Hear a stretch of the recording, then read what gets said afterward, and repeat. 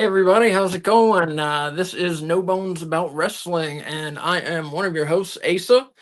And with me tonight is the new co-host of the show, Dylan from Wrestling the Pod.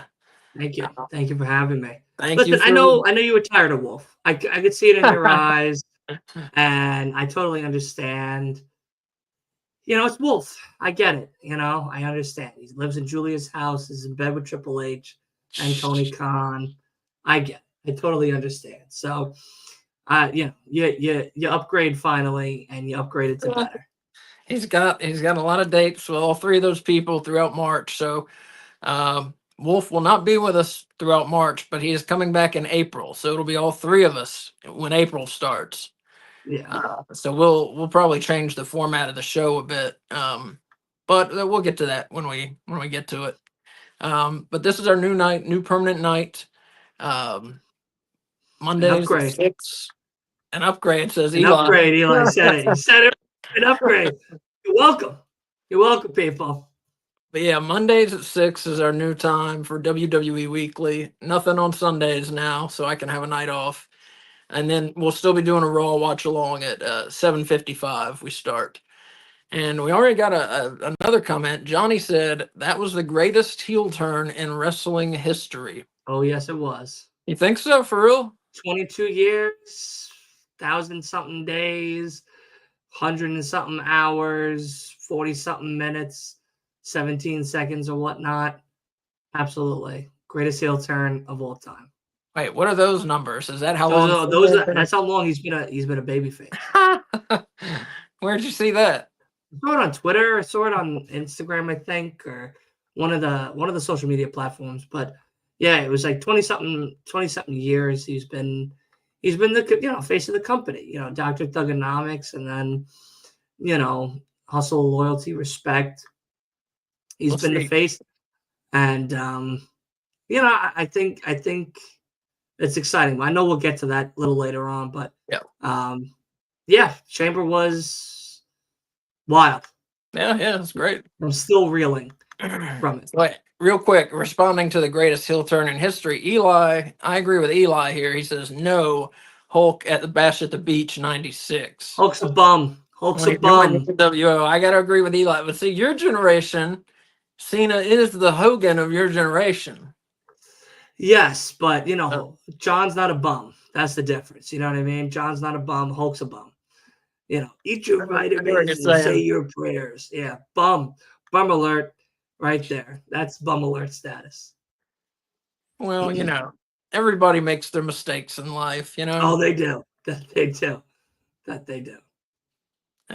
Cena seems like a very good guy, though. So yeah, no, he's pretty cool. I think he's the only one that has made majority, if not all, of the Make-A-Wish Foundation wishes come true, which is really cool.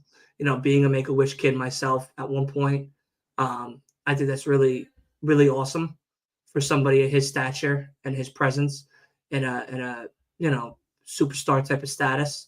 Yeah. To do that is really great. I commend him for all of that. But now he's going to tell the kids to give up. Wait. What was your wish? I don't remember. I had a few growing up. One was, a couple of them with Disney. And, Disney was most of them. I think I saw Wayne Gretzky. I met him once. That's cool. I know you like that. Yeah. Then I got to go to Met Stadium. I vomited on Mr. Met. He deserved it. Because the Mets are bums.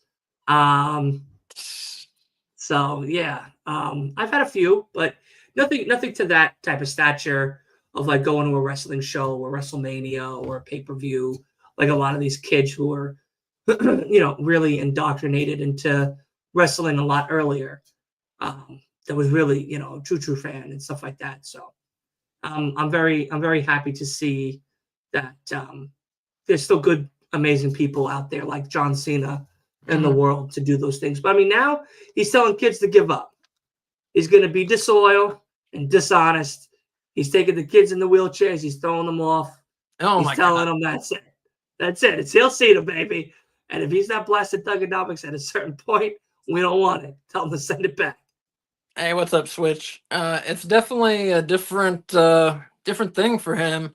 I mean, that's what I've always said is, I like cheering for people like, I mean, that's the stuff that really matters in life, Yes, absolutely. So I like cheering for people like Cena, Yeah, no, absolutely. Cena's a very rare breed. Yeah. I know a lot of these guys and gals who do certain charities and Make-A-Wish and life altering moments for a lot of these younger generation and younger kids that are disabled or financially not stable enough to come to a lot of these higher end shows and stuff and be able to gift that to somebody. I think that's really cool. I think that's really special. I think that's something that the WWE is awesome to have, because I think those are the things with all the wildness, with all the craziness that the WWE has in their locker rooms in and out of the company.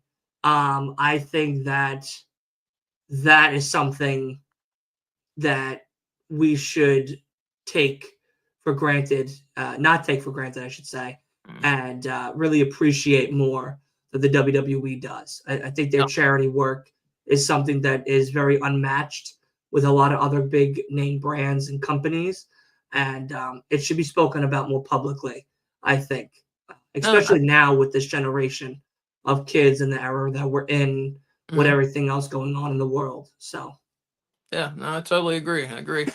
Going back to the wrestling side of it, though, not the real life side. Eli says it's okay to sell out or buy in, so to speak. And let's see, Alex Mafisoli says apparently Travis Scott is working on creating John Cena's new heel theme song. I had not heard that. That'd be crazy. That'd be crazy. Let's get it. Yeah, I guess he's got to change songs, Well, I want Thugonomics back. I don't think we're going to get it back.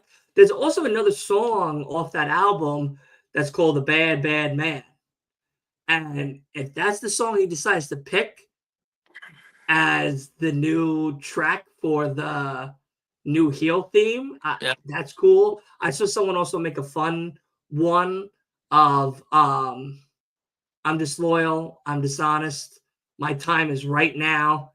You bums can't see me because I've already pinned you now." And it was like a wild take on the "my time is now" theme. And I liked it. I thought it was very funny and everything. But we'll see. We'll see what the theme is. Well, I mean, he's here with us till December. So we'll see what the theme is. Yeah, we'll talk about it a little more later, too. Yes. And Eli says Rock had a good theme when he went heel, or I think he means on Hollywood back in 0203. Oh, went heel or Hollywood Rock back in 0203, I think it was. Yep. And Alex talking about helicopter comes, the helicopter in his Titantron. It's yeah. No. Rock's good either way. I mean, face or heel, he's great. Yeah, well, The Rock's The Rock. You don't like The Rock? I love The Rock. Oh, okay. I think The Rock's been great since he told all of us that Big Show's got a new haircut and made fun of Kane with his voice. And he's told, had that gimmick with the cream pie and Mankind. Yeah. And Mick Foley. I love The Rock. I like him in the Fast and the Furious movies, but that's that's The Rock I don't like. I don't like that. I love those movies. Anyways, so Alex says Roman and Cody versus Rock and Cena. Yeah. Maybe we'll get that. Maybe we'll see that night 1 and see the title matches night 2, something like that again. That would be cool. And Alex is saying you debut at WrestleMania 41. I don't know what that means. Absolutely. I don't know why no one's talked about this. This is breaking news that we're going to have to break on your podcast, because I am the main event come WrestleMania 41. I am going to Las Vegas, and I am going to rock bottom not only Pepsi Phil, but The Rock and heel Cena himself. I might even stunner Cody Rhodes just for the hell of it and take the title. You know what I mean? I might just cause mayhem just to cause mayhem. I might even do a leg drop on Rhea Ripley during her title match, just because. On a TikTok video last week, by the way, we're on TikTok now. I was talking about The Rock and the Rock Bottom, and I said one time, like I went to somebody's church youth group trip. They went on an awesome trip to the mountains in North Carolina, and we got back and we were playing around in the parking lot waiting for our parents to pick us up. And we were like fake wrestling, and somebody rock bottomed me onto a stranger's car hood, and it left a dent. And then we had to like say we were sorry and all this and that, and then our parents got pissed off at us. And That's great. That's great. That's great. I love that. That's the type of stuff I want to hear. it's pretty good rock bottom. It's a Yeah, very good rock bottom. Eli says you have a good memory, Thank you. and Alex says Cody should recruit Vin Diesel. Love that idea. I love that idea. I love that. Love that idea. But all right, let's get let's get into the show now, guys. Yeah. So we got TV report. We're going to talk about Raw and SmackDown real quick. Then we're going to spend a little more time talking about Elimination Chamber. Awesome. Kind of talking about other stuff that's been going on, and then talk just a little bit about what's going on Raw tonight, and of course the top 5 rankings, which are super secret until the end of the show. And this week, Dylan and Wolf and I had a hand in the rankings, so mum's the word. Should be interesting. And again, if you weren't here at the beginning of the show, Wolf is out for March, but in April he'll be back, and Dylan, Wolf, and I are going to be the hosts starting in April. We'll let the public decide. If they like the new upgrade, maybe Wolf will have to take a back seat. So Raw, February 24th, Cincinnati, Ohio. Opening match, we had a triple threat. We had the undefeated Penta taking on Ludwig Kaiser and Pete Dunne. Penta's been kind of mini feuding with both of these guys. And as I said, Penta undefeated. This was his first loss, though. Now, he didn't take the pin or submit, but he definitely lost the match. Kaiser won. He pinned Pete Dunne after he DDT'd him.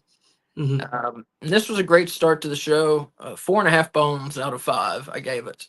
And yeah, absolutely. What do you think? Should they have had him lose this soon? What do you think? No, I think it was smart. You don't, and maybe you'll agree, maybe your fans will agree as well.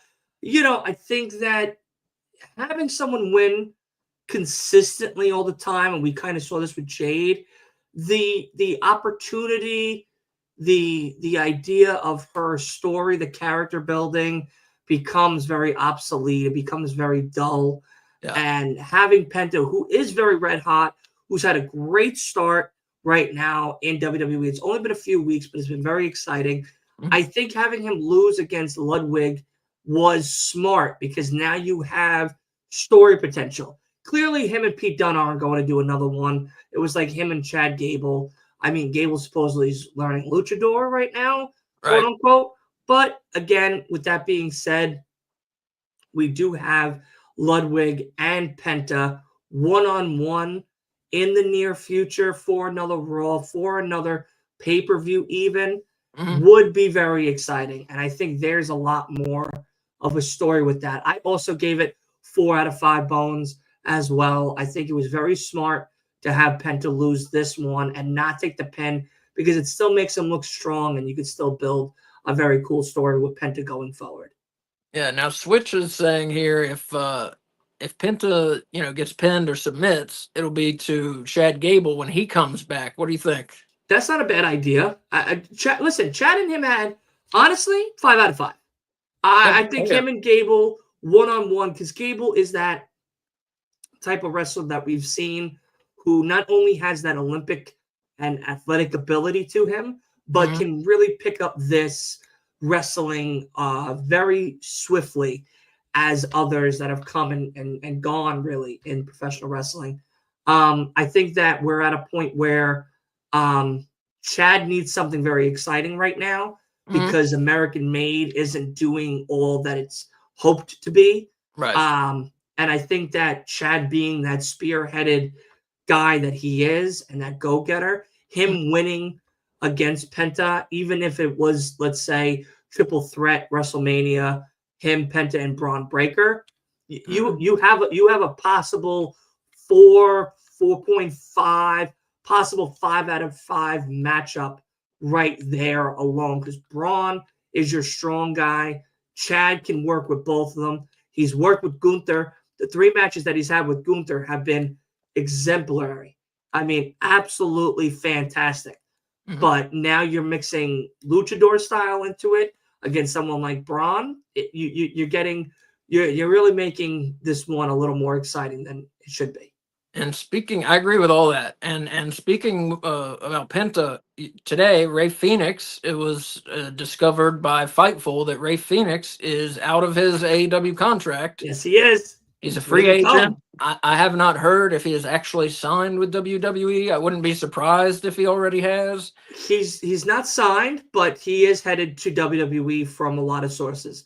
And I think that's great. And I just said this too on look at Byron over there. He said showing love to No Bones and LI's finest guy. Now listen, the greatest upgrade No Bones has ever done right now is had a brand new guest. Let's just make that well known. I'm gonna get t-shirts made. Greatest guest, it's me. And permanent resident.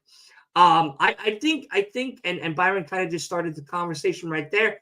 Lucha and Heel Day sounds exciting. That SmackDown tag team division, I know we'll get to SmackDown a little later. I'm sorry to jump a little ahead, but you got a fire tag team division in SmackDown. Yep. We could possibly elevate that, and we need a couple of them, unfortunately, from SmackDown to come over to make this happen, or NXT or TNA, to make Raw that exciting type of tag team over on Raw on Monday Night Netflix.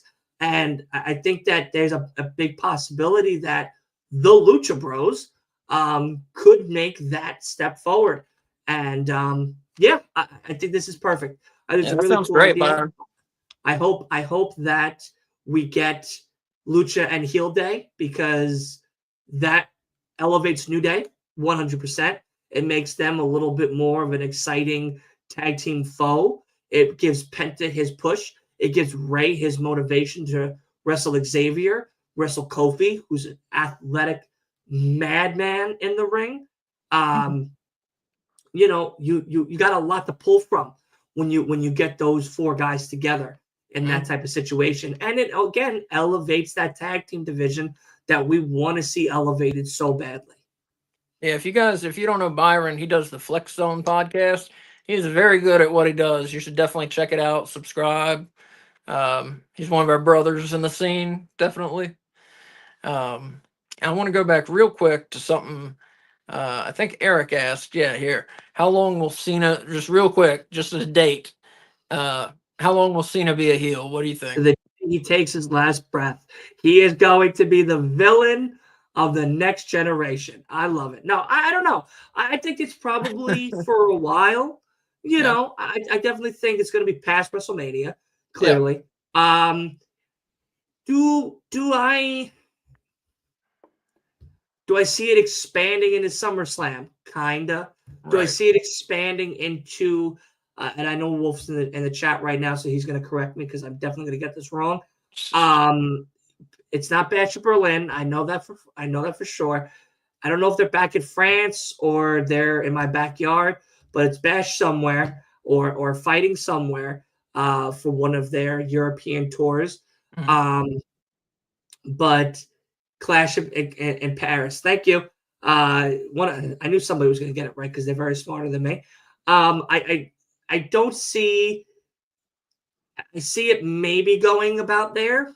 Yeah. I don't. I mean, again, don't get me wrong. We've seen, and I know we're going to go more in detail on this in a little bit, but this is the heel turn we've been waiting for. And you pull up Instagram, you pull up Twitter, you pull up TikTok, you pull up your grandmother's phone on her news feed.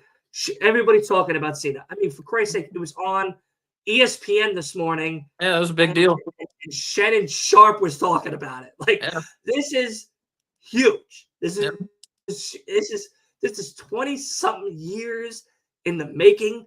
This is something that is going to never be forgotten. This is the Hulk Hogan NWO move that people didn't expect.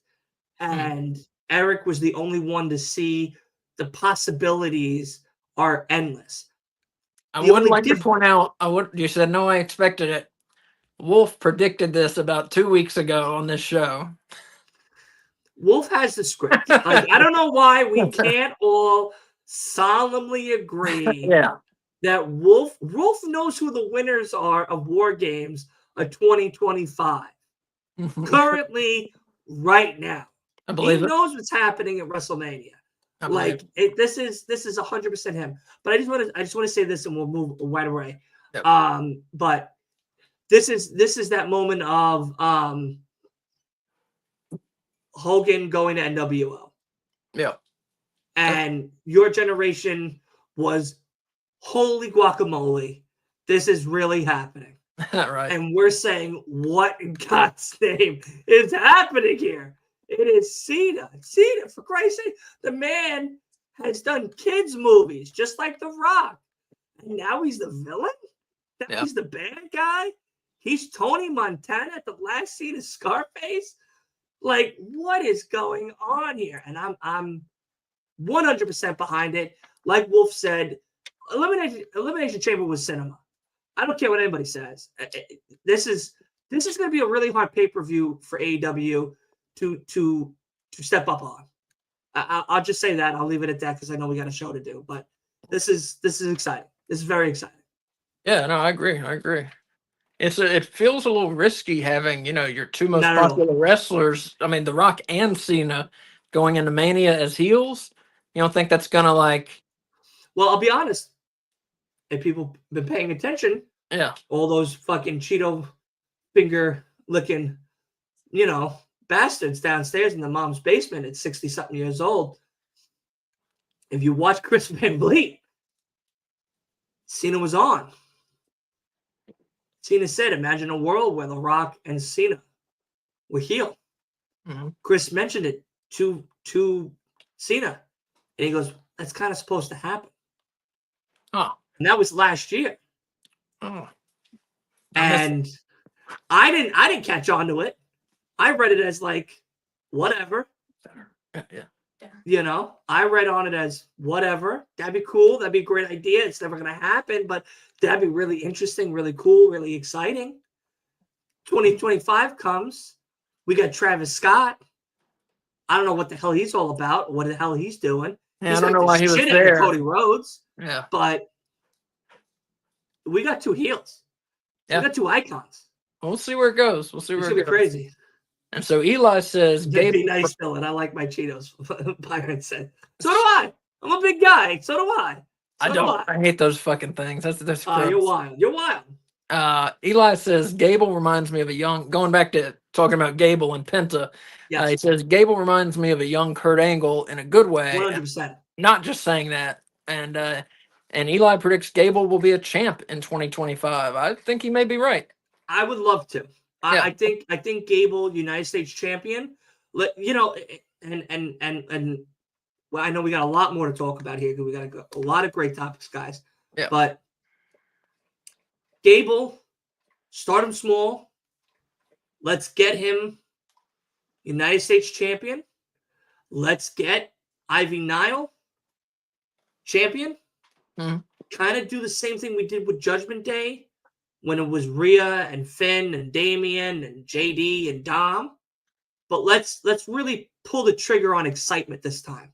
Yeah. And I think you have a smaller group than the Judgment Day that I just spoke about. It's 4 people, one being a very talented woman that we could see dominate in a faction status for Monday Night Raw. Mm-hmm. Creed brothers are fantastic. Look at what they did and their growth from NXT to the main roster. Look at their matches that they had on the main roster going now with Chad Gable. Mm-hmm. Gable, an Olympic athlete, absolute powerhouse. He's taken out the strongest of strongest men. Ivy Nile, another one, absolutely just fantastic. Can hang with the big gals, the Chelsea Greens and the I would say Chelsea because I mean she's a big girl, but like not in the sense of strength. Rhea Ripley, Bailey's, Bianca's of the world. 100%. I think this is that moment where those type of questions, those type of ideas should start coming across Triple H's table. And they probably are. We're probably reporting on things that Triple H has already thought about. But again, things that could happen that could be very exciting. That is definitely one of them. 100%. Yeah, I mean, he's definitely over, and he's done a lot of good work. So that would lead you to believe he's going to get a title, And go back 1 second. We're talking about Cena. How long would he be a heel? Wolf here of the Wolf Den Wrestling Podcast, which is starting very soon. He says until SummerSlam, I think. I realized I didn't even give my time. I was going to say till July. So you said July. I think we're all saying the same thing. It sounds I think like August is August is SummerSlam. Yeah. August is a perfect time. And Byron here also says after SummerSlam he will go back to a face. Yeah, so we all are saying the same thing. Yeah. You don't listen. Cena heel, it's fantastic, but I don't think on his farewell tour. I mean, you could pull the trigger and say, hey, he's ending as a heel in 2025. Great, cool. I don't know if everybody's going to be down with 7x months of heel Cena when he doesn't show up on a weekly basis to do regular work. Mm-hmm. I think heel Cena till SummerSlam and after that pay-per-view. Great.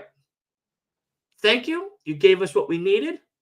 Let us go back to you being a babyface, drinking your milk, eating your vitamins, saying, you don't give up, kids, and make a wish, and go back to that. I'm good with that. I hear you. And here's a good point by Byron from the Flex Zone podcast. He says Cena is one of the last wrestlers who transcends our little wrestling bubble. So this is generational for sure. Yeah, absolutely. Sure. Right. Yeah, it's a big deal. They got to play it right. And he also says, right, Wolfer's right. No surprise. Wolf has the script. That's the only reason why he's right. Now, I will say he did say maybe, but he did lay all this out. Everything that happened, he laid it out. And so he's saying, to be honest, I didn't even think they'd do it. Yeah, I wonder why. I wonder how. Switch says he's been wanting Cena to turn heel for years. We all have, man. We all have. And I've been eating well for 24 hours knowing that he's a villain. And we got Byron wanting heel Cena, or maybe just saying heel Cena versus face Randy. Talk about an alternate universe. Yeah, really. Yeah. Yeah. And Eric pointing out the Sting heel turn did not work in WCW. That's a very good point. So, will this work? That's the big question. So far, it's up to the fans. It's up to the fans. Does it work or not? So, listen, I don't know about you, man, but I tell you this. There hasn't been one video on my TikTok of seeing these younger children, these kids, who are all dressed up in Cena gear, watching Elimination Chamber with their fathers and their mothers and their aunts and their uncles and grandparents, who are all rooting. They got the flat, they got the towel, never give up, and they see Cena hit him and attack him, and they just take off the hat. They take the shirt off. They're throwing themselves on the floor. They're just disheveled. They're disheveled human beings. It's like their souls have been snatched from their body, and there's no hope. There's no more Superman. Batman doesn't exist. Santa's not real. Like everything you could take away from a child has been taken away. And I'll be honest with you, I love it. I love it. Because to me, as a business person, it's selling. It's working. This is the point of it. It's going to be an X period of time. Fantastic. It's working with the younger generation. It's working with the average generation. It's working with the 18 to 49 demographic. It is truly getting over to a point where things like this with that Sting heel turn that didn't work Yeah. is working now, and he hasn't even come back on a show yet since that. His press conference was him taking the mic out of the stand and dropping it and leaving. Done. There's nothing to speak about. I didn't see that. There's nothing to say. There's nothing to say. He said everything he needed to say after taking Cody Rhodes' father's watch and busting him open with it. Yeah. I mean, there's nothing more to say. He put his Nike forces on Cody's neck and lay him down. You took out Superman. The lunatics now run the asylum of WWE, and I can't wait to see what's next. Yeah, I wonder. I would like to see it work, and I'm just worried that The Rock and Cena may not appear enough times to make it work. So, I mean, I don't know the schedule. That's their villainy. Yeah, right. That's part of it. Right. So Rock showing up periodically to us doesn't make sense. It's like, okay, it's like anybody. You find out your boss isn't coming in till 2:00. Your shift's till 3. You've been there since 8 a.m, right? Mm-hmm. You can slack off. You can put a couple of old Biggie songs. Put some Big O on. Put your hat a little sideways. Have your pants sag a little bit while you're making French fries. Those fat fucks coming to McDonald's. You know what I mean? You kind of just hanging out. You're bopping around. You're like, I know what to do. And then all of a sudden, your boss comes. You're like, all right, this sucks. Like, this jerk off now is here. Now we got to follow the rules. But it's like, right now, let them come periodically. Let us hang out. Let us enjoy our time. And once the boss comes around, all right, we'll put our hat proper. We'll hang out a little bit better. We'll make sure we're serving the fries with a smile. Yeah. But I like the idea of it. I like the idea of Cena not showing up now as much. We'll see what happens. Because remember, we have house shows with both Cena and Roman in different countries. Yeah. And that will be circulating Twitter. We all will be talking about it. Mm-hmm. Yeah. So there could be moments that could be very interesting that could also involve Roman down the road to get Rock and Cena versus Roman and Cody. Yeah, we don't even have a hint as to really how Roman fits into WrestleMania yet, Yep. I mean, if you had to make a guess, you'd say something with Cody, Right. But we'll see. Who knows? Right. One last thing to close the Cena discussion for now. I know everybody's excited and wants to talk about it. I know this is all we're talking about right now. And Rewind says, I would love to drink Cena milk too, Dylan. I don't know how to feel about that one, but all right, 50-50. All right, second match on Raw. Second match on Raw. We still got listen, guys. We got a little bit of time before we got to get to Raw Live. Yeah, back on Raw. The New Day, the heel New Day, took on LWO, and it was okay. There wasn't a lot to it. Kofi hit a missile dropkick, and New Day got the pinfall win. Just average TV match, 3 bones out of 5, no big deal. New Day get a win. Up next, we saw kind of an interesting spot. Take from it what you will. It was a non-title match, and we had the world champion Gunther taking on Akira Tozawa. This wasn't a match. It was a match. It was an official match. It wasn't a match. It was a match. This is what we see on AEW when they're like, oh, here comes Hangman Adam Page facing Kyle Johnson. Tozawa got some strikes in. He got some moves in. He did, but I'm still not calling it a match. Well, Tozawa got knocked out with a sleeper hold. So it was a squash match eventually. I mean, that's what I would call it. It was a squash. It was too short to be anything else. Yeah, Gunther put him in a sleeper hold, and he didn't wake up till this morning. He missed the Elimination Chamber. Up next, we had a women's Intercontinental title match. We had the champion, Lyra Valkyria, defending against Dakota Kai. Very good match. Oh, yeah. Well, yeah, Valkyria, she pinned Kai after hitting her finisher Nightwing. I gave it 4 bones out of 5. I thought it was pretty good. 100%. Dakota looked good. Dakota looked good. She looked healthy. She looked ready to go. She was hitting her spots. Lyra, of course, is very entertaining. I'm very happy that she's champion. Again, this wasn't one of those throwaway matches. I think this was a perfect match to set these women up for maybe a rematch down the road. I also think that this was a perfect way to set up Dakota Kai and her singles run right now, since Io's going to be kind of chasing a belt currently as we speak, or at least maybe trying to chase a belt as we speak. Yeah, I'm very excited to see what's next for Dakota. But Lyra is very entertaining. I'm happy when she's on my TV or on my monitor. I'm engaged. I'm ready to go. There's no silly matches that Lyra has been in to make it look like a weak title run. Yeah, she's become one of the more dependable women, I feel like Lyra has. Yeah.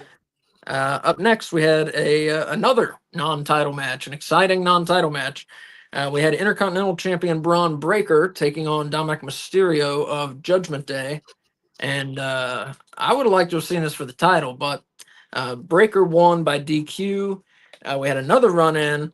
Balor and Finn Balor and Carlito interfered, and Breaker won by DQ. This was too short to rate. It wasn't anything really. I don't even understand the point. They could have just had him beat him up behind the scenes. And that brings me to one point I want to say real quick. WWE has been pretty entertaining lately. Too much talking, and the other thing, too many run-ins. Like every match on this Raw, except the opening match, had a run-in to either end the match or had a run-in immediately after the match ended. And yeah, absolutely. It's supposed to be a big deal. It's like, oh, they're not even in this fucking match. Here they come. What are they gonna do? But it's not a big deal if you do it for 1, 2, 3, 4, 5 matches in a row. It doesn't make it a big deal anymore. Yeah. I'm gonna answer Phase B's questions right after I answer yours. Absolutely. I do agree that the consistency of run-ins is very tiresome and cumbersome when it comes to a repetitive nature. Though Braun did it recently with AJ in that match that AJ had. Braun's also done it with now Finn has now done it on Braun. So of course a lot of people are speculating if this could be a triple threat. Mm-hmm. Now if we go back a little further, Penta, while Braun was being interviewed, showed up and looked at Braun and looked at the belt. Is it too soon? Absolutely. I think Penta needs another couple of months of some single work to get an opportunity to face. To face someone like Braun right away is too much, because at Braun Breaker is one of those guys that is on a different caliber of wrestling and wrestling style. He's more of I would almost compare him in like the Batista sense, a very strong-bodied, aggressive nature. Well, I want to talk about him later, so let's hold a little bit, okay? Okay. I got something I want to talk about with Braun Breaker later. Okay. So, I mean, all in all, I did notice that Finn and him do that stare down, and there's another possibility of something down the road, and we'll see. But to Phase B's question, Faz B's question, I should say, Cena was never heel. This is the first time he's ever been heel, and Monet is still trash. Wait, I wasn't watching back then, but wasn't he a heel when he was a rapper, like with the big No. link chain? He was a face. Yeah. Really? Aggression, wasn't he? Didn't he? Yeah, wasn't he a heel in Ruthless Aggression? No. All right, I'll take your word for it. All right. No. Would you say The Rock was heel when he was making fun of the Big Show and his haircut? No, but he was a heel when he was in the Nation of Domination. Right. Yeah. But that was the Nation of Domination. What Rock did in his singles run, whether champion or not champion, with all the gimmicks and the the side comments and stuff like that, I would say John Cena was the same in many ways. Mm. I know Steven's saying that he was a heel, but I wouldn't consider him a heel because that's the fans loved him. The fans loved him when he came out. Mhm. He dove into the crowd when he won the United States Championship as Dr. Thugonomics, beating the Big Show. I wouldn't compare him to a heel or put him even close to that as a heel, because heels to me are people that when you see them, some are booing, some are saying, "Hey, I hate this guy." Others are cheering for him. But we loved him. Yeah. He was the guy. He was the guy that stood out from authority. I guess he was He kind wasn't the same. kind of a Yes, tweener, maybe. All right. I guess if you want to meet in the middle, okay. Yeah. But Nicholas as a weapon, yeah. But that's not. I mean, yeah, that's heel work. But I don't know. For me as a fan who was really diving deeper into wrestling, I wouldn't consider him as a heel. I was doing his moves. I was doing the pinkies out. I bet you know what I were. mean? Oh, dude, I was wild. I was a wild guy. I'll tell you a story. Oh, here, I'll tell you a story online anytime you want. But I tell you now, like, it was, for me, it wasn't heel moves. It wasn't. I didn't hate the guy. When I saw him won the Undisputed Championship, I was happy. When he won the United States and picked up the Big Show, I was in shock. Like, him coming out here and dressing down Stephanie McMahon or the Big Show or Kurt Angle or whomever, whatever. It was him going like, y'all think I'm a joke. Because when he first came out, he was ruthless aggression, some guy in tights. And that was it. He was like this spandex shorts with this like little puffy hair up front. And he put on a good match against Kurt, but he lost. After that, there was not really much, like it wasn't enough to do anything exciting of a heel for me. When he came out as this rapper gimmick, I was like, all right, let's see what this is about. And he came out and he was like, fuck society. Like, all right, great. And yeah, you could consider that heel. You could. I'm not saying you can't. But to me, to other people who have, like Steven, like many of us who have watched John Cena throughout the 20-something years that he's been in wrestling, to me, he wasn't a heel. Now he's a heel. Yeah. I got you. Yeah. And just a couple comments real quick while we were talking about Braun. Rewind said Braun Breaker is very similar to the GOAT Taz. Strong, fast, and intimidating. Very true. Faz B, we'll see you tomorrow. Yeah, just a reminder, AEW Weekly is Tuesdays at 7 with me and K Fabulous. And real quick, Johnny pointed out Ricky the Dragon Steamboat and Tommy Dreamer were both babyface their entire careers.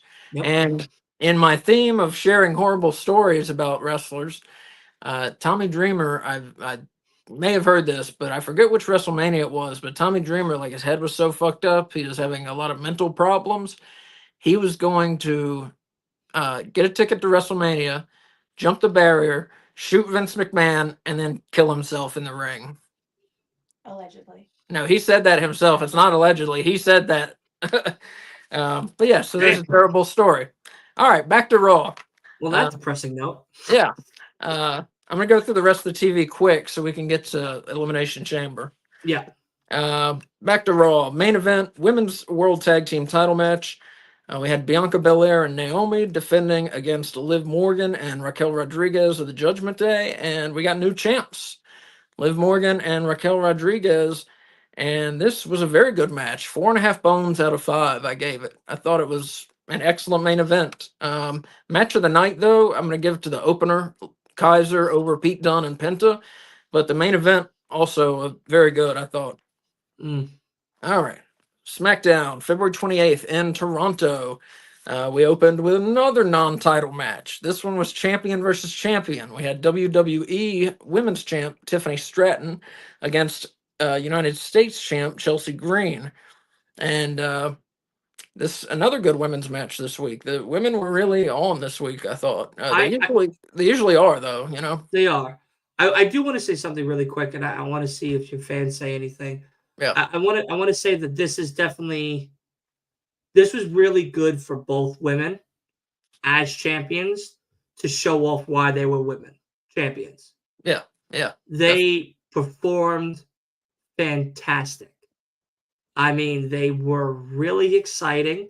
I enjoyed watching both of them wrestle. I hope we get to see both of them wrestle again with a lot longer a match without any problems. But I do think that this was a great showing of both champions to start off SmackDown before Elimination Chamber. Yeah, no, definitely. I agree. Like you said, they really each showed why they are where they are in the company. Yeah. Stratton won by DQ. Another run in we had. I gave this one 4 bones out of 5. Very good opener, I thought. Rewind here, just going back to Tommy Dreamer. He said, Steven said Tommy Dreamer is a prick, not nice to him at all. I hate to hear that, Steven. When I met Al Snow, he was kind of a prick. He didn't say he didn't say much at all. Like I got an autograph and I was like, "Hey man, it's nice to meet you. Thanks." And he was like, "Yep." That was it. And he was there at the same time as The Godfather. This was at a Wendy's in Greensboro, North Carolina, 27 years ago. And The Godfather was there though, and he was real nice. He was like just joking with everybody and all that. They were like opposites. So maybe El Snow was That's like hilarious. a last minute replacement or something, but he definitely acted like a jerk. Wow, that's crazy. Yeah. And Rewind here has a Tommy Dreamer story. He says he had a fun game. We'll see if this is real. I never know what I'm reading when I start reading his posts. He says he had a fun game he would play with the boys in the locker room where he would take off his pants and let the boys throw balls at his balls. It was called Tommy Ball. I think I've actually heard that before. I think that is true. That's a fucking wild statement. And Eli going back to Cena saying the heel turn of Cena is more similar to Hulk Hogan than anyone else. Definitely. All right, SmackDown. Back to SmackDown. Tiffany Stratton got that opening win with our 3rd non-title match of the week. And on SmackDown, we had a kind of a mini U.S. title #1 contender tournament where we had 3 first-round matches. Winner's going to face Nakamura for the title. We had 3 first-round matches. Winners face each other in a triple threat. Winner of that will face Nakamura. First match in that mini tournament, Jacob Fatu took on Andrade, and it was kind of one-sided. I mean, they're both good. Just a decent TV match. Jacob Fatu pinned Andrade after hitting his jump-up moonsault. 3.5 bones out of 5. Just a decent TV match. I agree. Next one, also part of the U.S. title #1 contender deal. LA Knight versus Santos Escobar, and it was never in question who was winning this. Knight won with a shoulder tackle off the top rope. And same deal, just good TV match, 3.5 bones out of 5. The other in the first round of this U.S. title contender thing was former world champ Braun Strowman taking on Carmelo Hayes, and this was a first-time matchup for sure. Yeah. And Carmelo Hayes actually beat Strowman by DQ when he pulled the old Eddie Guerrero move of Yes, he did. slamming the chair on the mat, throwing it to Braun, and falling down like he got hit.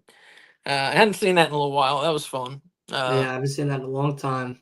And this was too short to rate. So later in the night, we would have Carmelo versus LA Knight versus Jacob Fatu. Yeah. Before that, we got a women's 6-woman tag match. We got the tag champs, Liv and Raquel, teaming up with Roxanne Perez. They faced former champs, Bianca Belair and Naomi, who teamed with Bayley. And Liv, Raquel, and Roxanne got the win.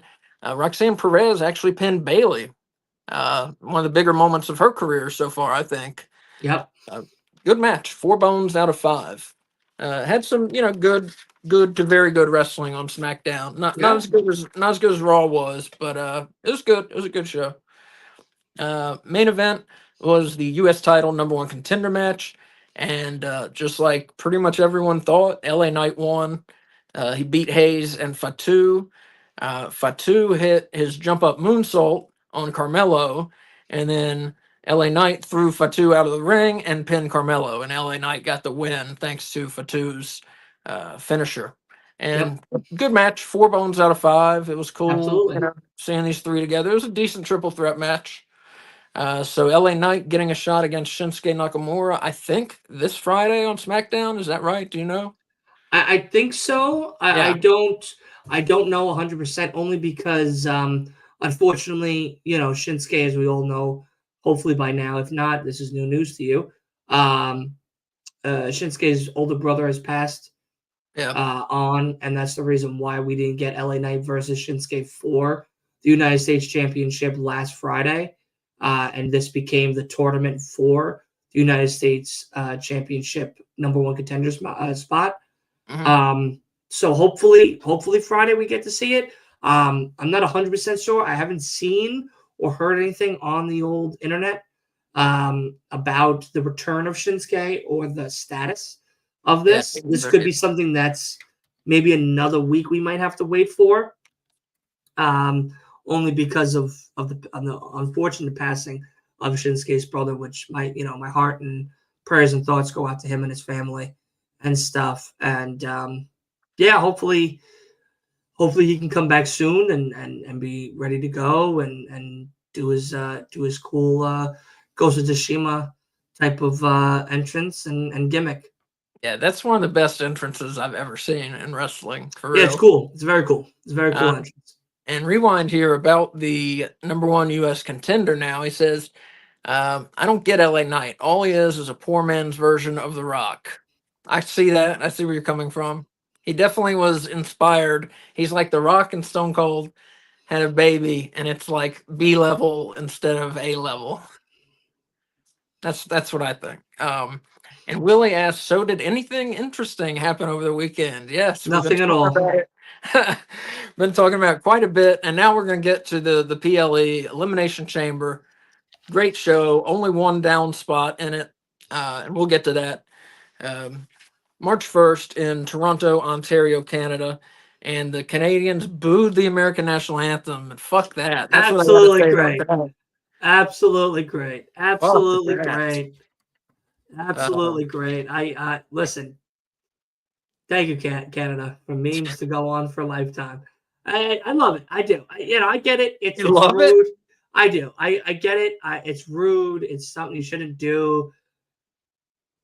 Canada's wild. You know what I mean? Canada's wild. So, I thought they're supposed to be polite. That's the thing, though. Listen, man, if you have known and grown up in centuries of maple bacon and syrup and free healthcare, and that's all you know, you're going to get a little wild sometimes. You know what I mean? The medication's just not going to hit right. I think Drake has been a bad influence on them. 100%. They're not happy about it, this whole Kendrick and Drake situation. Yep. Their Michael Jackson is losing right now. Well, it's tearing me apart. I can tell you that. Oh, it's not tearing me apart. I know my winner. And I like I said, I'm a Yankee fan. I like winning. I don't like losing. That's why I'm not a Met fan. So anyway, we had the women's elimination chamber starting off the show. Fire. Yes. We had Fire. 1, 2, 3, 4. We had 4 former world champions. We had Alexa Bliss, Bayley, Bianca Belair, and Liv Morgan, and they were in there with Roxanne Perez and Naomi. And before the match, Jade Cargill made her big return. She beat the shit out of Naomi. Breaks out of Naomi. Yeah. Beat the brakes off her. She needs new lug nuts and a fucking pair of new tires after that one. That chamber closing on top of her head. Oof. Done. Yeah. Done. So she had to be, she had to be removed from the match. So we had a 5-woman chamber. Oh. Excellent match. I tell you I got to point out this spot, which was brutal, was when Bianca Belair took her long ass hair and whipped Liv Morgan with it. And You I heard it. watched the spot again today. You heard it. It was like a whip cracked. And I saw it today again, and immediately when it hits, it makes a mark. Yeah. That looked like that hurt so much, and it sounded like it did. But yeah, this one, Bianca Belair, she got the win. She's going to face, she pinned Liv Morgan, came down to those two. She hit the kiss of death on Liv, and Bianca looked great in the win, and she is going to face Rhea Ripley for the Women's World title at WrestleMania. And the Chamber, before we talk about that a little, Women's Chamber, I gave 4.5 bones out of 5. I thought it was 5 out of 5. 5 out of 5. 5 out of 5. Wait, 5 out of what? 5 what? Bones. Oh, 5 okay. out of 5 right. bones. All right. This whole pay-per-view was 5 out of 5. It's very Top good. to bottom, there was not one match on here. Yeah, there Did it was. fit what? No. Yeah, there No, was. I know which one we're going to talk about, but I'm telling you now, it was exactly what I wanted. I got to take out the trash during that time, get a new drink during that time. It was exactly what I wanted, and they showed well. All of them performed well, but it was top to bottom card, 5 out of 5 bones, 100%. So what do you think, Rhea and Bianca? I know, weren't you saying you don't want to see that? Was that you? I don't want to see it only because we've seen it before, and Rhea doesn't need the belt to be over. Yeah, for sure. You know, Rhea, she's while super she was over. not champion, was super over. I don't care enough to see Bianca be champion again with everything going on with Jade and Naomi. I think there's more of a bigger story there. And I think that's why whatever happens tonight is going to play a huge factor in what it's going to be at Mania. I see a triple threat. I think, I know we're going to possibly talk about it and whatnot, because I know we got to get to Raw Live soon, but I see a triple threat. I see foul play being worked into this women's title match tonight on Raw, as we are recording this live. And, Bianca's in the stands. She will be there watching. I don't think it's going to be because of Bianca. I think it's going to be a reason of some magnitude to cause this situation to happen and to set this up. And a lot of people are going to be upset, but it feels right. It's made right. It's done right. I see Io walking out of all of this champion. Yeah. I don't see Rhea. And right, Io gets her shot tonight. Yeah, she gets her shot tonight. Unfortunately, it's not going to end well for either woman. I think it's going to end in foul play. Causing another a disqualification. DQ finish, setting up the triple threat for Mania. Absolutely. And I think that's actually the right call. And I get it. I hate when they just do triple threats to do triple threats because it's WrestleMania. Let's do triple threats. Yeah. No. This is the right call. Rhea doesn't have much going on. Makes sense. Bianca has a lot going on. Lost the tag team partner. Has to worry about Jade. There's a lot more at stake for Bianca. Io got screwed because of Liv Morgan. And that could be the possibility tonight as well. Where we see a one-off between Liv and Io. But it sucks that Bianca had to go through all this shit and 4 other women in the Elimination Chamber, and then say Io, right, say what happens, what you're predicting, say that happens, and then Io gets a title shot just because at WrestleMania. It's been done, though. I hate that. Yeah, I know it's been done. I just don't like it. But the thing, though, is she got her title shot tonight. Yeah. But unfortunately, it wasn't a full title shot. Yeah, I get you need a winner. Yeah. If both women lose and Rhea retains because of technicality or disqualification, then there's no real winner. The match is null and void. Yeah, I got you. I don't. It sucks. It's a shitty booking. It's shitty booking. Yeah. It sucks. if this was the way they were going to go, don't have Rhea and Io tonight. They could have done something different, like put Io in a number one contenders match instead of Elimination Chamber for Rhea at WrestleMania. And that way you set up Io, Bianca, and Rhea. Because both women have a connection to Rhea no matter what. Bianca for the belt, Io because she got screwed. And something about this match, it sells itself. something I haven't brought up yet is, of course, the No Bones About Wrestling Predictions Championship. Yep. Which Wolf went into the event with. And Yeah, his first. Well, we'll see. I'll tell you when it finishes, because you didn't finish it with us. But I'll tell you what happened at the end here. He still won. Well, yeah, you he still won. That's all that You matters. ruined the drama for people who didn't see. Well, but see what happens now that we're talking about it anyway. We all finished 3 for 4, all 3 of us, but Wolf won because it's a champion's That doesn't make any advantage. sense. Champion still gets be a tie. No. Yeah. It should be the 3 of us in a triple threat for Revolution's pay-per-view. And that winner, we would have had a champion.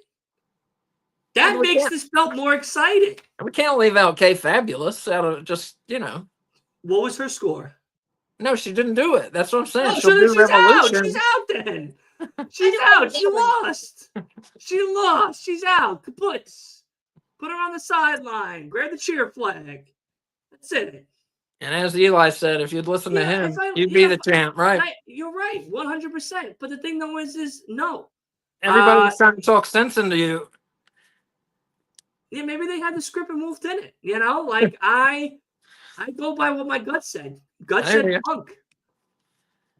Well, but to win, you had to pick somebody different than Wolf and have Guess them what? win. What did we all score? 3. 3 to 4. Yeah. Triple threat revolution. That's what it is. I don't know what to tell you. Like, I don't know why we're not hyping this up right now. Because that's the rules. That's the rules. That's the way we always play. The champion gets a tie. That's silly ass rules. That's why tonight, if Io wins, it's because of a silly ass rule for it to be a triple threat at Mania. Okay, fabulous. I understand that's how it works, Kay, but listen, sometimes rules can be broken. Rules can be changed. It's a brand new year. Brand new year. Anyways, all 3 of us, me, Wolf, and Dylan, all predicted Bianca Belair to win this one, and so we were all 1 for 1 after this first match. Yep. I, on the other hand, I don't have a lot to say about it, but I want to see Rhea Ripley versus Bianca Belair. Unlike Dylan, there's 2 powerful women. Yeah, let's fucking do it. I know we've seen it before, but it was good then. Let's do it again. Why not? Yeah, I like it. Next match, we had Canada's own former world champion Trish Stratus team up with the current WWE Women's Champion Tiffany Stratton, and they took on Candice LeRae and another former world champion Nia Jax. And this match was okay. Stratton pinned Nia Jax after what she calls the prettiest moonsault. It was an okay match. Everybody looked good except Nia Jax. She's terrible. This 3 bones. 3 bones out of 5. I give it 3 bones out of 5 as well. Yeah, it was I think it did exactly what it was supposed to do. Yeah, perfect intermission. Get your popcorn. Call an ambulance. Call your therapist. Get a nice session in, because what comes after this, nobody was ready for. Nobody was. But yeah, it's just a decent match. No, I don't have a lot to say about it really. Up next, though, we had an unsanctioned match, which, even though it's unsanctioned, we still decided to count it in the rankings. I'll just say that. We had former Intercontinental Champion Sami Zayn facing former World Champ Kevin Owens, and they've fought a lot, and it's always good. And this was no exception. And they beat the shit out of each other all over the place. Eventually, Kevin Owens pinned Sami Zayn after he power bombed him on the side of the ring several times, rolled him in and pinned him. Owens gets the win. I gave this one 4.5 bones out of 5. Excellent match. Excellent. 5 out of 5. Yeah. What you got to say about it, Dylan? I wanted violence. Yeah. I wanted destruction. I wanted carnage. I wanted somebody crying. I wanted mothers praying. I wanted it all. And I got exactly what I asked for. Yeah. I got exactly what I asked for. Sami Zayn is in the hospital. He's dying. Fighting for his life with his child grabbing his finger. Praying to God that he comes back for another one. It's not happening. Kevin Owens put him through the ringer, if not through the ringer and back again. And then Randy Orton appears, which no one's talking about right now. Again, this is another return for Randy Orton that got overshadowed. Again, first it was Punk, now it's Cena. Randy Orton almost Pat McAfee'd his head completely off of his fucking shoulders. But unfortunately, the whole entire locker room and Canada's army held him back from doing that.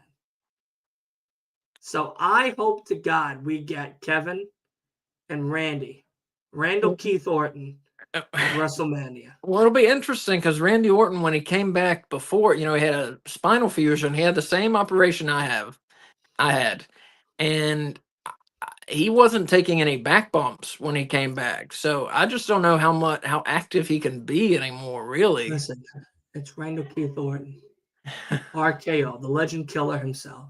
And his doctors told him to retire, and his dad told him to retire. If he can hit the RKO on May, then I tell you now, Kevin Owens better say his prayers and eat his vitamins, because he's in for a riot of a beating. But will the match be any good? That's what I'm saying. Can he wrestle still? We don't even know, really. We don't need Randy to. He's been doing RKOs. Yeah, he's been doing RKOs. That's all. Doesn't matter. That's more than enough bump on his back. More than enough. I tell you now, if he hits that punt at WrestleMania, I want to know where he's punting his head to. What part of the stadium is he punting it to? The left side, the right side? Is it going to go right back into Gorilla? Collector's item. Is Triple H just going to have it as a little figure on the desk at Gorilla? Like, where is it going?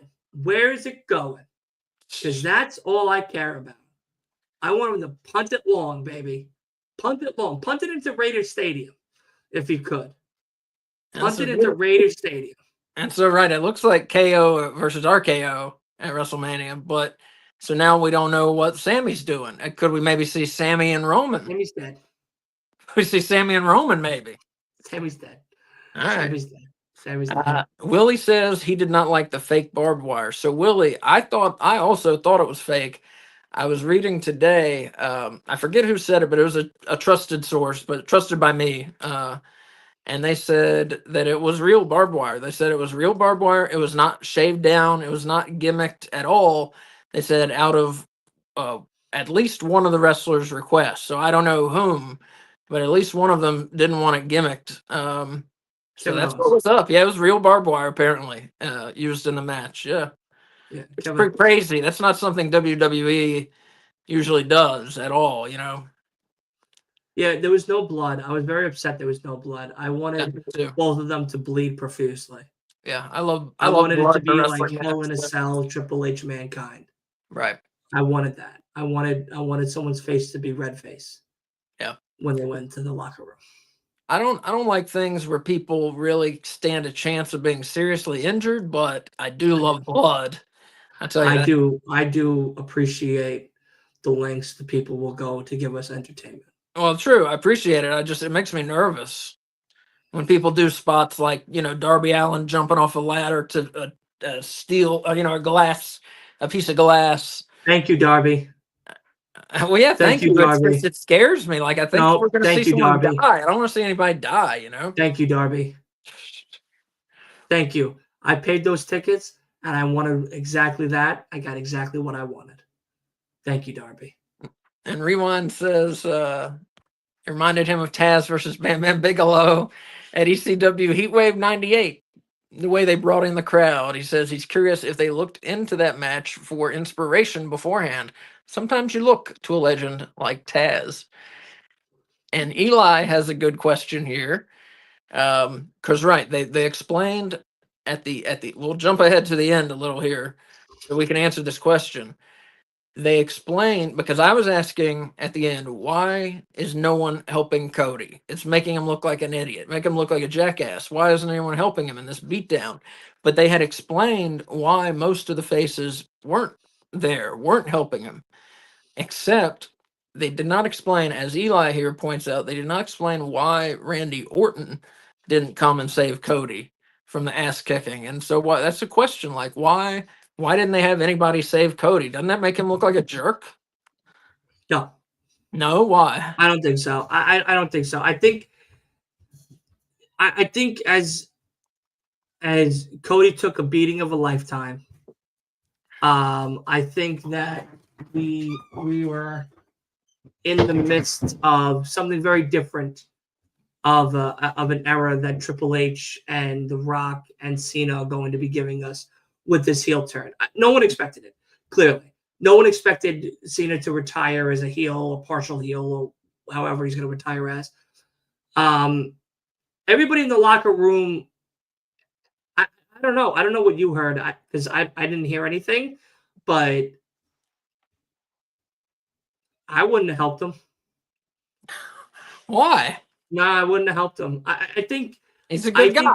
if absolutely, Cody's great, but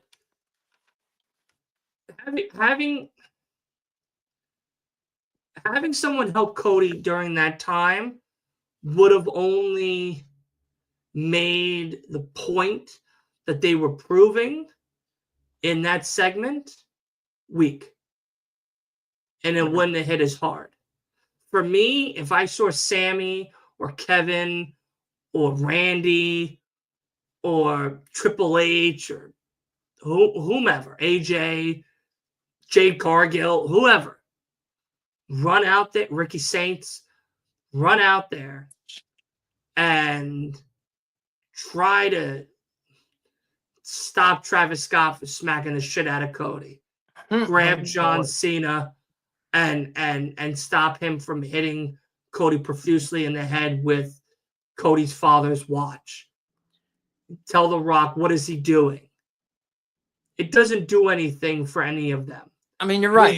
We're adding more people into a story that's been pre-built since 2 years ago, since WrestleMania 39, that we don't need to add anymore. CM Punk was choked the fuck out. He was sleeping. He was right next to Akira Tozawa in the hospital. He missed the whole entire Elimination Chamber. Right. Well, So Sami Zayn, I'll go through it just real quick. Sami Zayn, hospital. CM Punk choked out. Drew McIntyre, left or what the fuck ever. He had a therapy session. Yeah. Seth Rollins, I'm not sure what was up with him. Damian Priest was fine to help. So that's really my question.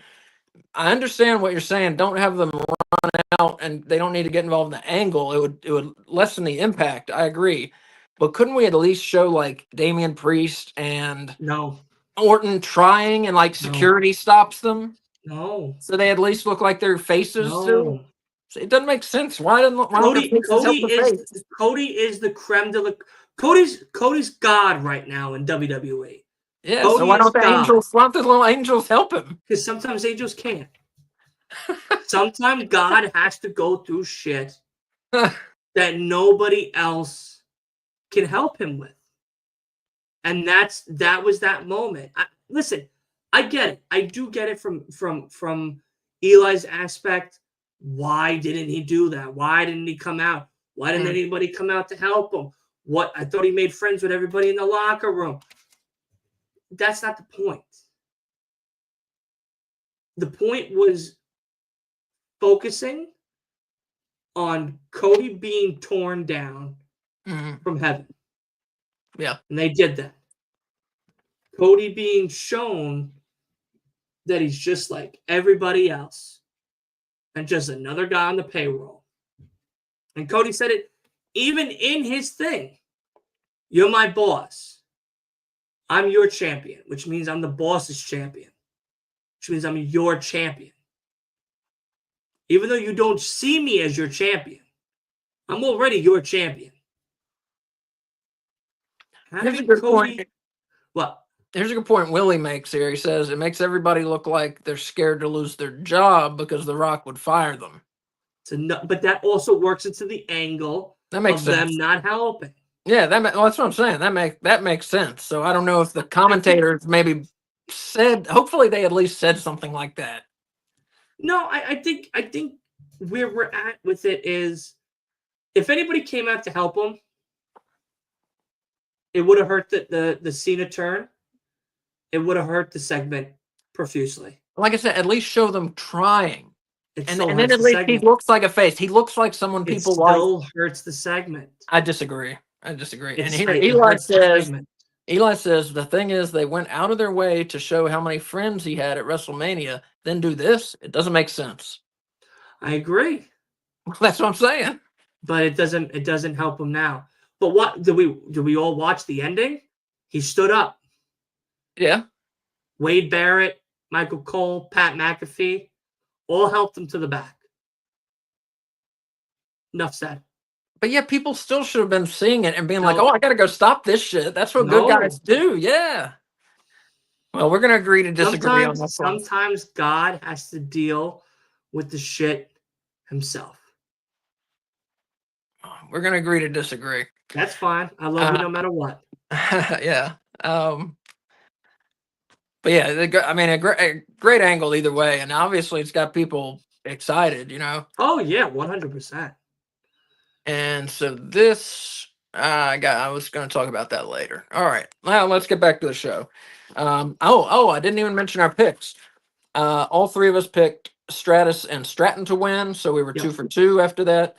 Now I picked Sami Zayn to win, so I was 2 for 3. Dylan and Wolf picked Kevin Owens to win, so they were 3 for 3. Heading into the final match, which was the men's chamber. We had 5 former world champions: Damian Priest, CM Punk, John Cena, Drew McIntyre, and Seth Rollins. And then we also had Logan Paul. And Ace's favorite wrestler. My least favorite male wrestler. I like him a little better than Nia Jax, but just a little. But this match was great. The men's chamber, it was great. Everyone was working at their highest level, I thought. I got nothing bad to say about this. John Cena, he won. It came down to him and CM Punk, and Cena beat Punk by knockout. He had put him in the STFU, and he was out already, but he knocked him out. I'm shocked that Kay, who does the fashion segment on your shows, didn't notice the glorious outfit that Seth Rollins came out in, because he was representing a great cartoon character from the late 90s, a villain, actually, which fit perfectly into his gimmick, into the ending of that Elimination Chamber. None other than Mojo Jojo from the Powerpuff Girls. Is that a monkey, right? Yeah, it was the green monkey. Yeah, he was supporting and representing Mojo Jojo in that outfit, and he did exactly that. He was truly a villain as well. All right, and she didn't see the end. She didn't see the last match. She should have. But as I was saying, this match fantastic. Cena gets a win. So as you've already heard, it's Cena versus Cody. 5 bones out of 5. Match of the night, match of the week as well. Yeah. And God, I had something I was gonna say. Fuck, I can't remember. Oh, yeah. So I picked Cena to win. So I finished 3 for 4. Dylan and Wolf both picked CM Punk to win. and so they missed. So they finished 3 for 4. All three of us finished 3 for 4 in our picks. But Wolf, since he was the champion going into it, he got the tiebreaker, and he remains the predictions champion. A lot of malarkey, a lot of, I think foul play.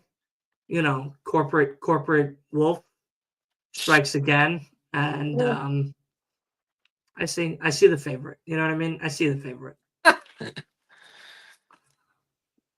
That rule has benefited K Fabulous too in the past. I know. Again, Right? Have you ever had it? favorite. Have you ever had the predictions? No, I haven't. Oh. No, I haven't. And you know what though? You know what's gonna be funny is when I come over, I take a photo with the belt on me to Wolf, and I tell him, "I hope you enjoy being a loser. Forever." All right, so we talked about Rock and Cena a lot. I was going to talk about it at this point in the show, but I think we've said everything we have to say. Okay, let's get to that top 5, baby. Well, no, I got a couple more. One more thing I want to talk about at least, real quick. So I had some other things, but we're just going to talk about one of them and go to the top 5. So CM Punk lost in the Chamber. He still has his favor from Paul Heyman.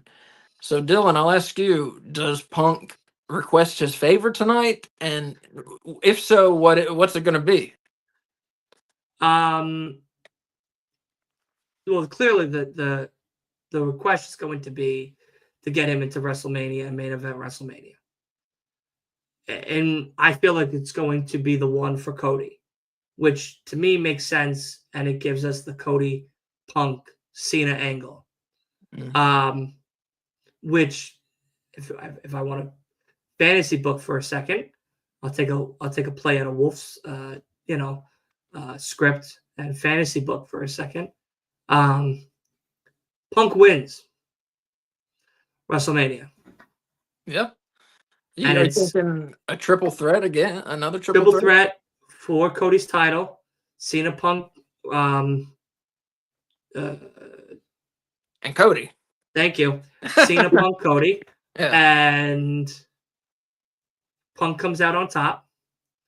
And it's Punk and Cena at SummerSlam. Huh. Which is where Punk loses the title to give Cena his 17th. Because it's 2 nights SummerSlam. Yeah, yeah. Oh, just yeah. like WrestleMania. I forgot. And back-to-back main eventing. That's a very big win for CM Punk. He gets exactly what he wanted at WrestleMania, and he gets exactly what he wants for SummerSlam. And Cena gets what he wants as well. So Cody has won the belt a year ago. He's been the champion during record business that they're doing, and they're just throwing him to the side? Yeah, we're done. All right. Done. Goodbye. All right. Punk's over. Punk's been the fan favorite for years, even before Cody. So, this is easy money. This is easy money for everybody. This is going to sell SummerSlam in MetLife Stadium hand over fist. I would pay a ticket just to go see it the one night and go home. I would 100%. I only live 2 hours. I would go and see it 100%.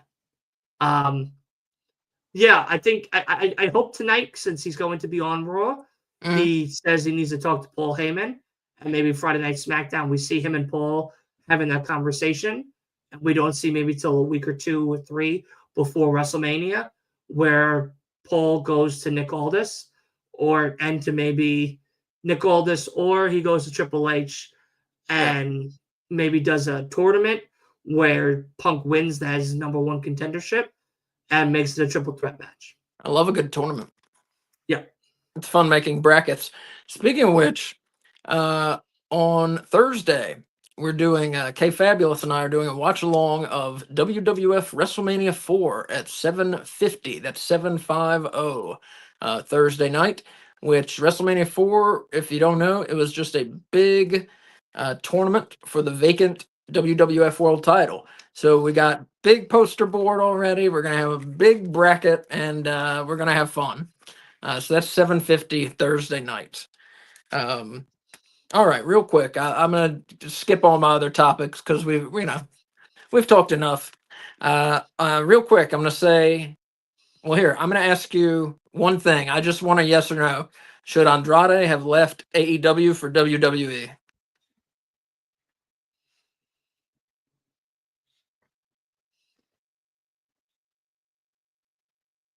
Maybe.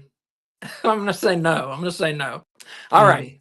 So on Raw tonight, we got for the World Tag Team titles, the War Raiders defend against the Creed Brothers. We have Intercontinental Champion Lyra Valkyria defending against Ivy Nile. We have Women's World Champion Rhea Ripley versus Io Sky. So we've got three title matches. And also CM Punk, World Champion Gunther, and Seth Rollins are going to be at the show as well. And he's been on every show. You got to assume Penta will be there as well. All right, so now it is time for the top five. These are your top 5 WWE rankings compiled this week by Dylan, myself, and Wolf. There's a lot of arguing. There's a lot of cursing back and forth on the computers. There's a lot I ran over Wolf. There's a lot of whining. There was a lot of shin kicking, virtual shin kicking, because we don't all live in the same place. I ran over Wolf.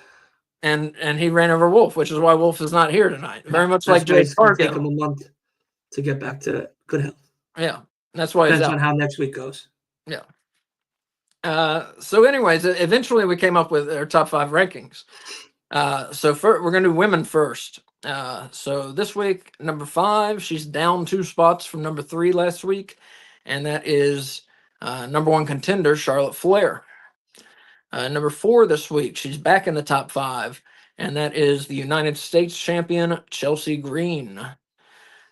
Number 3, back in the top 5, former world champion. She won the Elimination Chamber, so number 1 contender for the other belt, and that's Bianca Belair. Number 2, same as last week, the women's world champion, Rhea Ripley, who will face Bianca Belair at WrestleMania. And number 1, same as last week, she is Charlotte's WrestleMania opponent, and that is WWE Women's Champion, Tiffany Stratton. So that's number 1, Stratton. Number 2, Rhea Ripley. Number 3, Bianca Belair. Number 4, Chelsea Green. And number 5, Charlotte. All right, so the teams was very different this week because we include trios, we include women's, we include tag, we include women's tag. So we got a bunch of different teams going on this week. So number 5, they teamed up at the PLE for the first time, and that was Trish Stratus and Tiffany Stratton. And they got the win over Nia Jax and Candice LeRae. Number 4, the Heel Day, back in the top 5. Number 3, their first time in the top 5, and that is Fraxium, Nathan Fraser and Axiom out of NXT. Number 2, they're down from number 1 last week, and that is the WWE Tag Team Champions, DIY. And your number 1 tag team this week, Liv Morgan and Raquel Rodriguez, the new Women's World Tag Team Champions. So that's number 1, Liv and Raquel. Number 2, DIY. Number 3, Fraxium. Number 4, New Day. And number 5, Trish and Tiffy. And last but not least, the men. Number 5, you got same spot as last week. He won the Royal Rumble, and he's fighting Gunther at WrestleMania, and that's Jey Uso. Number 4, got the win back in the top 5, got the win in that violent match at Elimination Chamber, and that is Kevin Owens, number 4. Number 3, he's the thing everybody's talking about, back in the top 5, John Cena, the men's chamber winner. And number 2, he stays at number 2 from last week, and that's the undisputed champion, Cody Rhodes.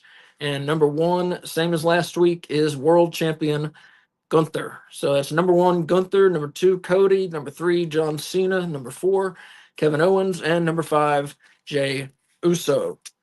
And everybody, that is the show for this week. And real quick, Rewind says Cena will win and beat Ric Flair's record. Old Man Punk will cash that favored down the road, probably around SummerSlam, which is pretty much what you said, Dylan. Yeah. Anyways, but yeah, Dylan, thank you. Your debut as co-host, I think it went well. Very well. Better than Wolf's. And if you missed it, Dylan is permanently on the show.